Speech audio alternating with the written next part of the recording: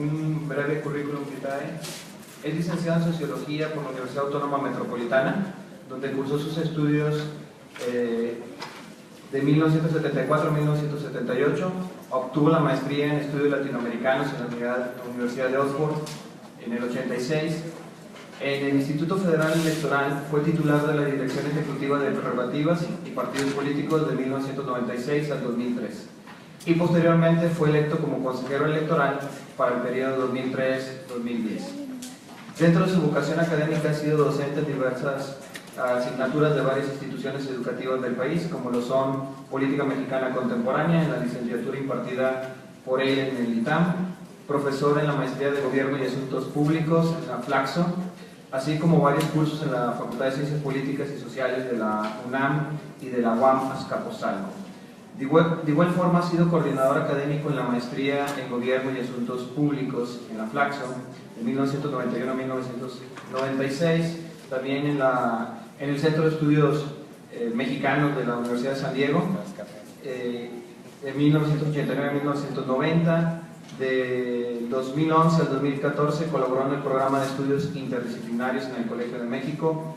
Cuenta con diversas publicaciones en más de 50 artículos, libros y revistas especializadas desde 1983 a la fecha, entre las que destaca su participación como autor de los libros publicados por la Flaxo: La voz de los votos, un análisis crítico de las elecciones de 1994, y las elecciones de Salinas, un balance crítico a 1991, así como Elecciones a debate en 1988, las actas perdidas de la editorial Diana. Cabe destacar que también ha participado en programas de radio del Grupo Radio Fórmula y es socio fundador de Merman Consultores SC. Y bueno, hoy nos va a dar la conferencia titulada El papel del INE en la construcción de una cultura democrática y su impacto en la opinión pública. Sin más, cedo la palabra al maestro Arturo Sánchez.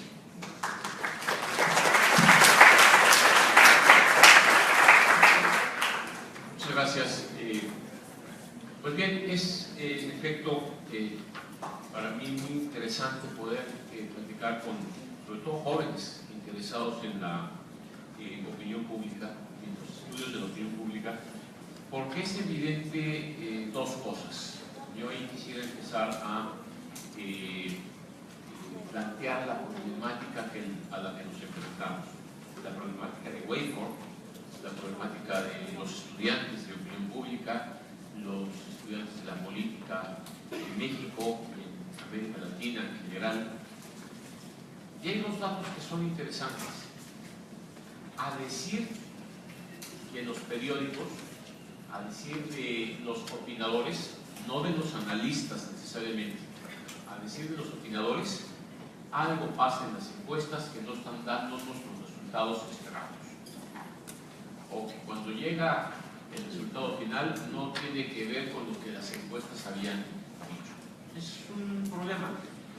Por un momento pensé, es un problema en México. Algo le pasa a nuestros amigos encuestadores que está pasando algún problema metodológico, pero resulta que no, es un problema en todo el mundo. ¿Sí? Nadie predijo que iba a pasar lo que pasó en Colombia, o lo que iba a pasar en el Brexit, y había encuestas. Y segundo fenómeno, que también es una realidad, y toda mi plática del día de hoy va a tratar de vincular los dos problemas. También es cierto que algo no le está yendo bien a la democracia en el mundo. Sigue siendo válido que es el más malo de los sistemas políticos posibles, pero es el mejor que tenemos.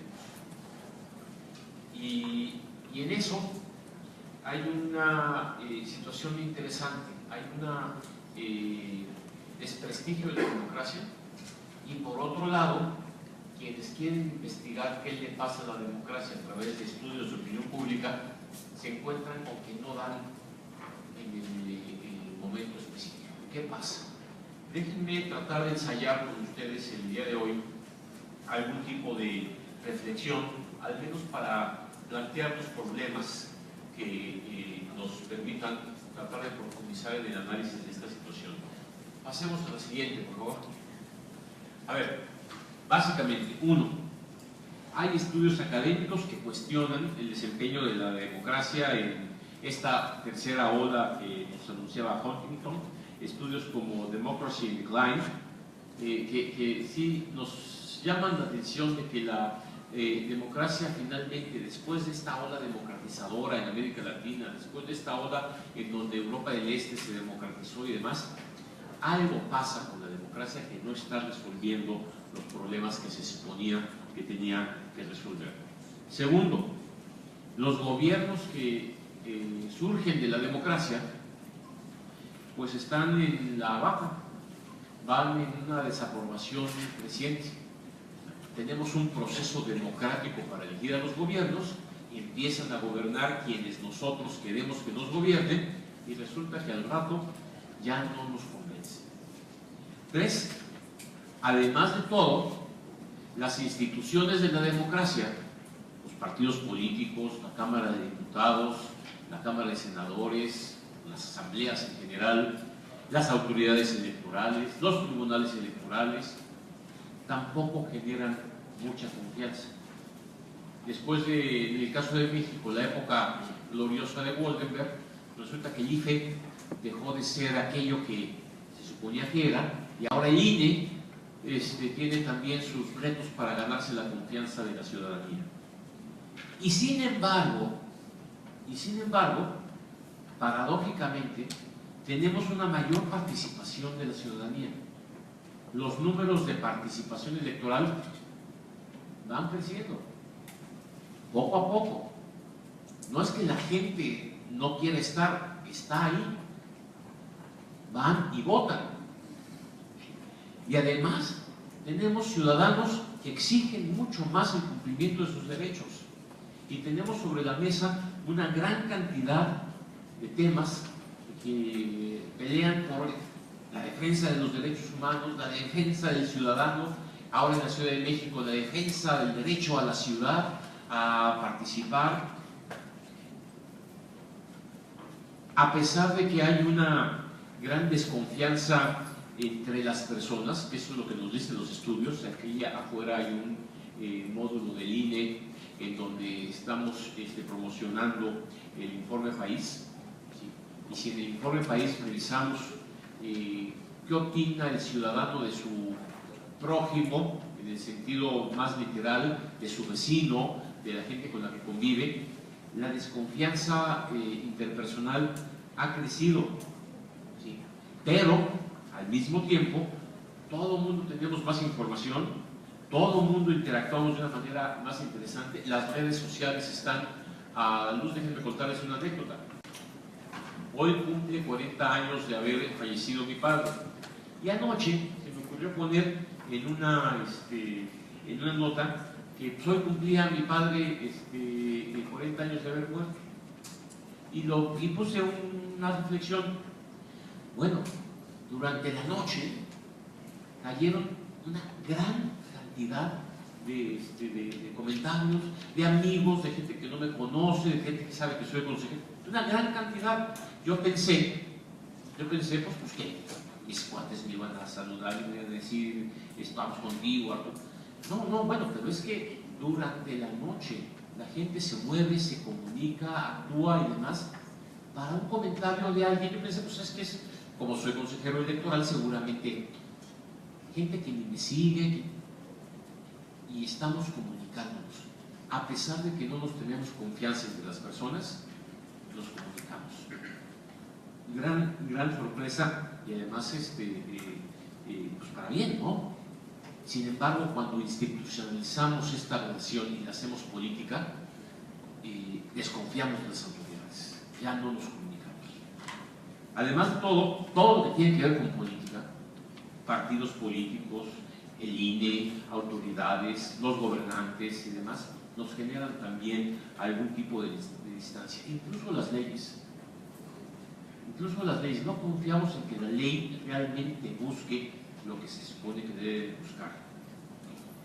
Y obviamente esto genera polarizaciones, esto genera que opinemos de manera sí o no. Y los referéndums, por ejemplo, que nos preguntan, ¿vas por aquí o vas por acá?, nos facilitan la tarea, ¿sí? nos polarizan. ¿Quieres el acuerdo de paz en Colombia? ¿Sí o no? Y gana el no. ¿Quieres salir de la Unión Europea a los ingleses?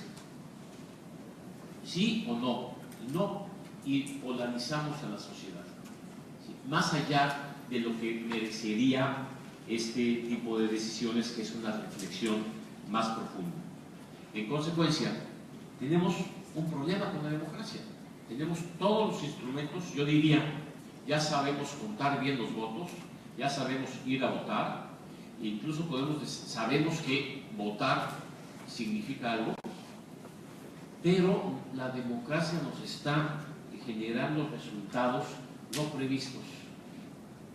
Y como lo diría mi amigo y colega, el consejero presidente Lorenzo Córdoba, los ciudadanos estamos votando más que por los grandes proyectos nacionales, por lo que más me afecta directamente a mí en mi circunstancia. Y esto es un problema de la democracia. Este es un problema interesante. ¿Cómo lo miramos? ¿Cómo lo miramos desde el INE? ¿Qué es lo que estamos viendo en el INE en esta problemática? Si pasamos a la siguiente, por favor. Yo creo que a nivel internacional hay ejemplos muy claros de los retos que actualmente enfrentan las democracias en el mundo. El Brexit, el 23 de junio de este año, nos da una sorpresa a todos. Se suponía que iba a ganar el sí, y nos quedamos. Pero al analizar quiénes y cómo votaron, nos damos cuenta que los jóvenes participaron poco, y precisamente porque son más, se extrañó su participación, porque seguramente los jóvenes que buscan alternativas en la Gran Bretaña, de un mundo abierto, de poder estudiar en cualquier lugar, de poder trabajar en cualquier lugar, habrían votado que sí. Es más, que donde votaron los jóvenes, votaron porque sí, nos quedamos, pero no participaron. Y no quiere decir que en esta forma de participación electoral, de ir y depositar el voto, no sea participar en una marcha, porque ahí están, y hacer una manifestación importante, y hacer una exposición, o en las redes sociales, ¿no? Si los jóvenes participan en política, pero en esta forma institucional de política no estuvieron. Y los jóvenes que tenemos entre 50 y 60 años, votamos por el no. ¿Por qué votamos por el no? ¿Por qué en Inglaterra votaron por el no? Porque ¿qué beneficio le da a un joven de 60 años inglés estar en la Unión Europea?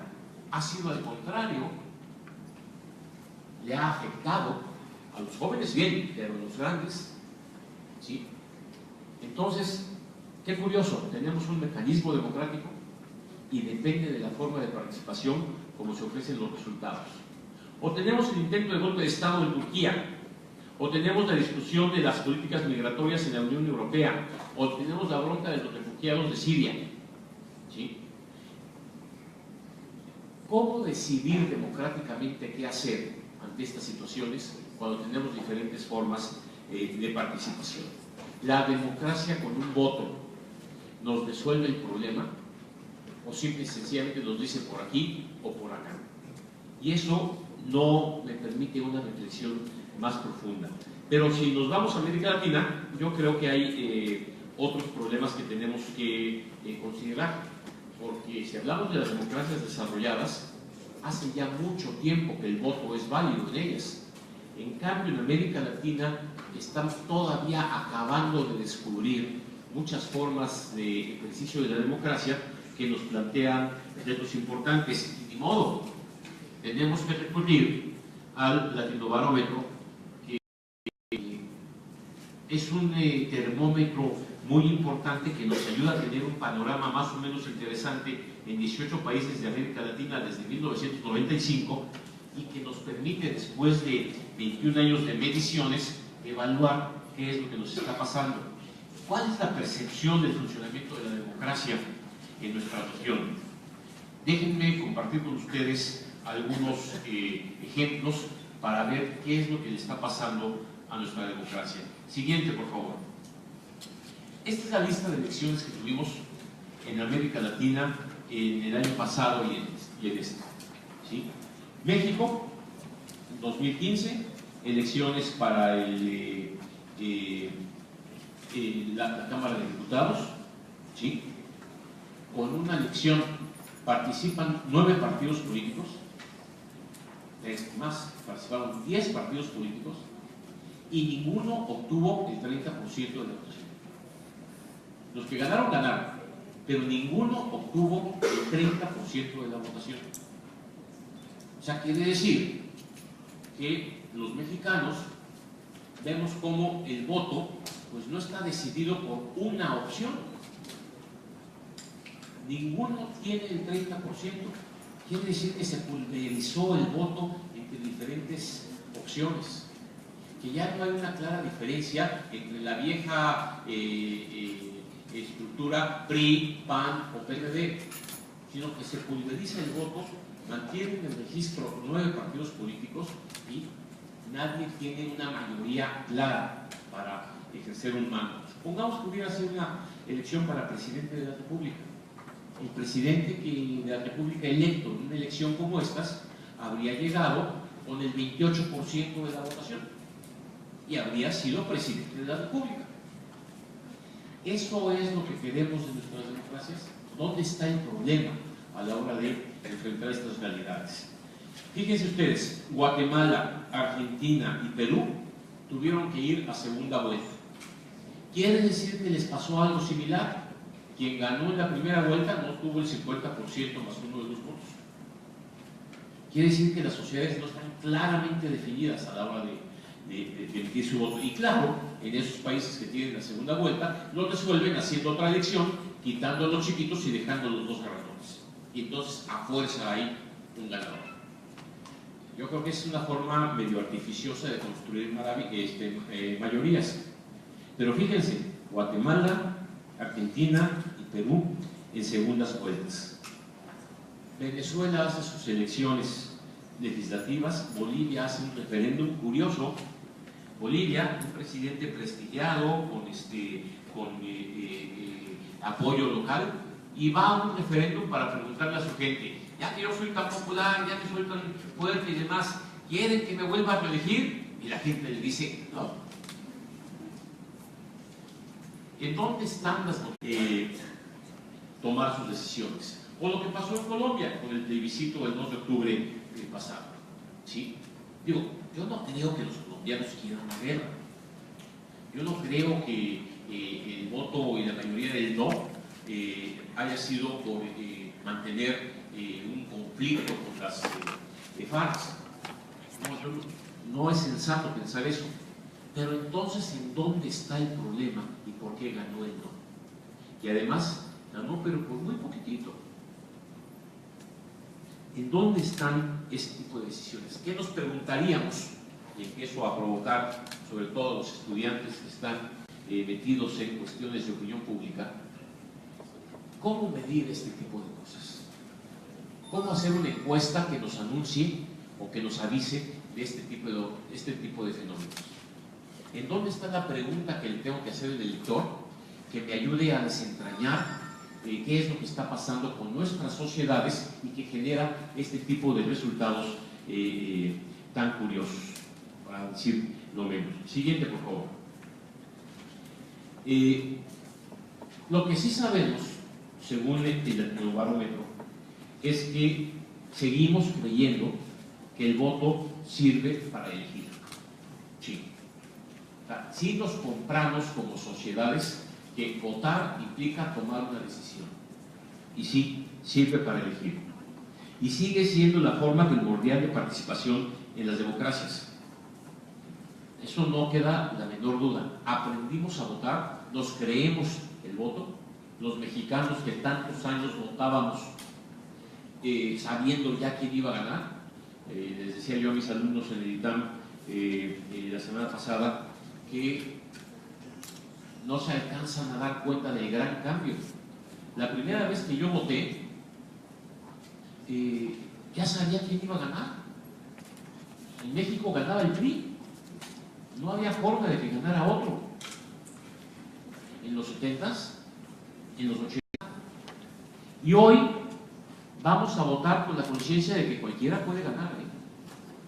Andrés Manuel estuvo a punto de ganar en el 2006, Vicente Fox ganó en el 2000, en el 6 gana Calderón, de repente el PRI gana otra vez en el 12, y ahora el voto sí parece que tiene un sentido mucho más profundo. Pero venimos de una tradición en donde votar no tenía ningún sentido, ya sabíamos quién iba a ganar. Aprendimos en América Latina a que votar vale la pena y que participar vale la pena. En las elecciones de este año en América Latina, fíjense ustedes, hubo 3 alternancias: Guatemala, Argentina y Perú. Cambiaron de partido, ¿sí? Hubo una reelección en República Dominicana. Y como les comentaba, en Bolivia perdió el referéndum el popular presidente porque ya no le permitieron volverse a reelegir. ¿Cómo pensamos nuestro voto? ¿Cómo pensamos nuestra participación? Me da la impresión de que cada vez es más impredecible y que a la hora de votar hay una gran cantidad de factores que influyen en el elector que ya no es tan fácil predecir. Y si nosotros insistimos yendo a los electores, hacer una muestra muy buena estadística y yendo a los lugares específicos con ciudadanos de todos tipos, edades, y les preguntamos lo mismo: ¿cuál es tu preferencia electoral en la próxima elección? Nos van a contestar y puede que nos volvamos a equivocar. ¿Qué es lo que está influyendo en la voluntad del ciudadano a la hora de justamente emitir su voto? Porque de lo que sí sabemos es que hay mucha volatilidad en el voto. El ciudadano ya puede cambiar su intención de voto mucho más frecuentemente de lo que antes las grandes ideologías nos decían. Fíjense ustedes en México, ¿qué le preguntarían ustedes hace 10 años a un ciudadano que se dice de izquierda? ¿Por quién vas a votar? Pues parece que la respuesta automática era por el PRD, ¿no? Era lo más natural. Si le preguntas hoy,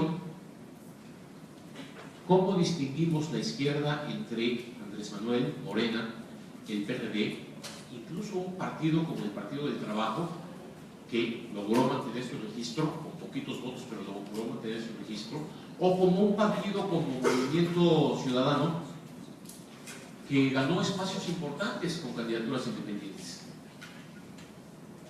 Entonces ya parece que la izquierda ya no tiene un referente claro que nos permita identificar al ciudadano o que nos pueda apuntar hacia quién votar.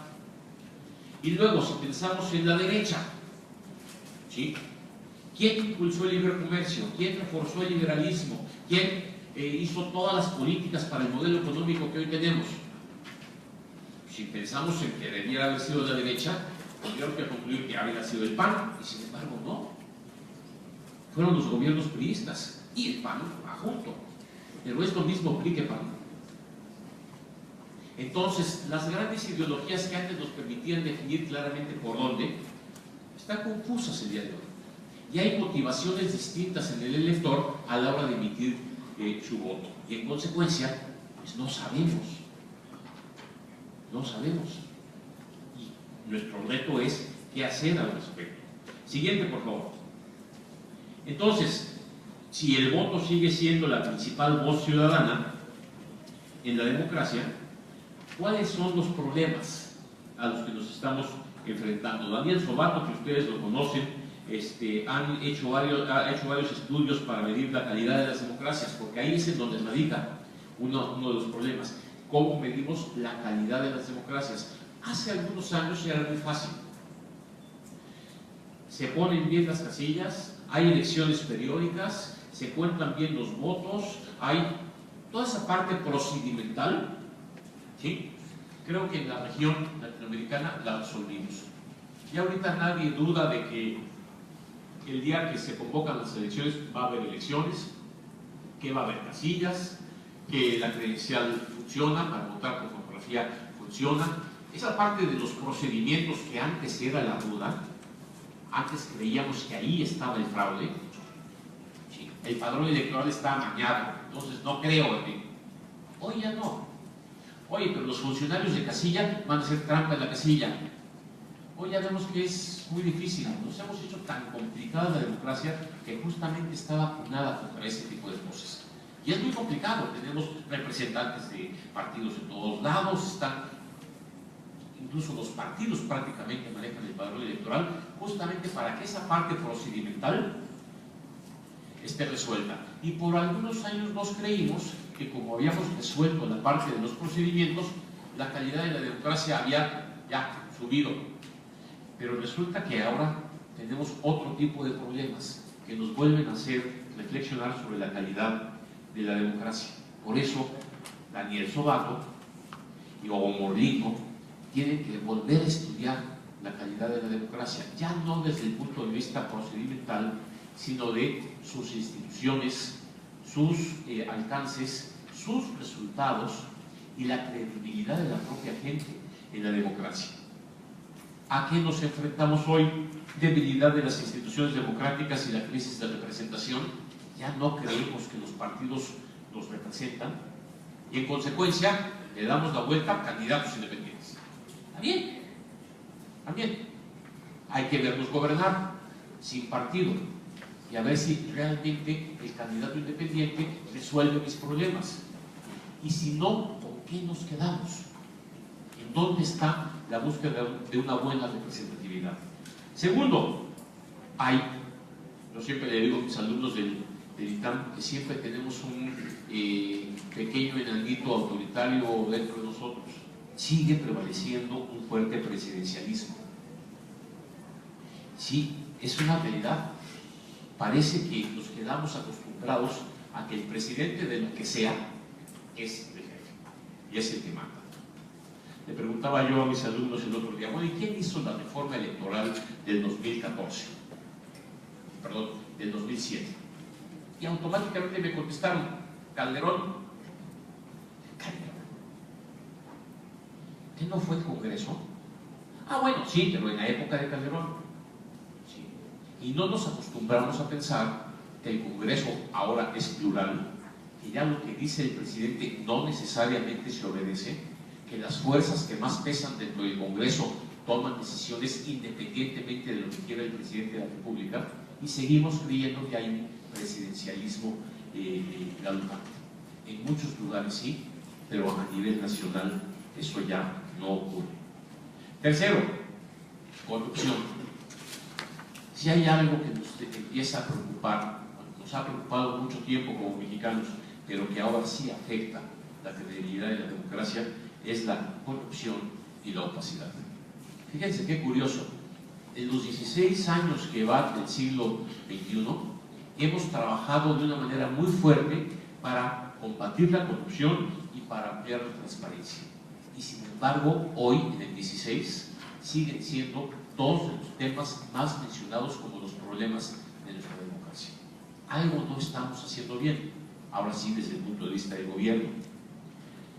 Sumemos ahora otros tres problemas más complejos. La inseguridad. ¿Sí? La inseguridad nos pega como instituciones. Sobre todo cuando descubrimos que hay autoridades involucradas o cómplices de fenómenos de inseguridad, de corrupción o de delincuencia organizada. Adicionalmente, otro tipo de ataques, la libertad de expresión, por ejemplo. Ahora resulta que una persona, Andrés Manuel, pone un recurso en contra del, ¿cómo se llama este periódico? El Wall Street Journal, ¿sí? ¿Qué hay atrás de esto? Que vamos a cuestionar a la prensa, vamos a limitar que se escriba y se diga lo que la... ¿En dónde entonces va a estar el debate? Y finalmente, los temas más tradicionales que están muy de moda, ¿sí? Las cuestiones de género, el matrimonio igualitario, la necesidad de impulsar la participación y presencia política de las mujeres, toda esa nueva agenda sigue estando presente. y la democracia no parece acabar de resolver este tipo de problemas. Siguiente, por favor. Entonces, no podemos, lo leo tal cual, seguir pensando que la democracia se traduce solamente en instalar casillas y contar votos. Eso ya lo conquistamos. Vamos para adelante. Implica muchas otras cosas. La democracia hoy no solo es elegir gobernantes, sino exigir y evaluar la forma de gobierno en todo momento y en todo tiempo. Y ahí es entonces en donde la participación se vuelve muy importante. Yo creo, en ese sentido, si buscamos un fortalecimiento de la democracia, tenemos dos problemas. Por un lado,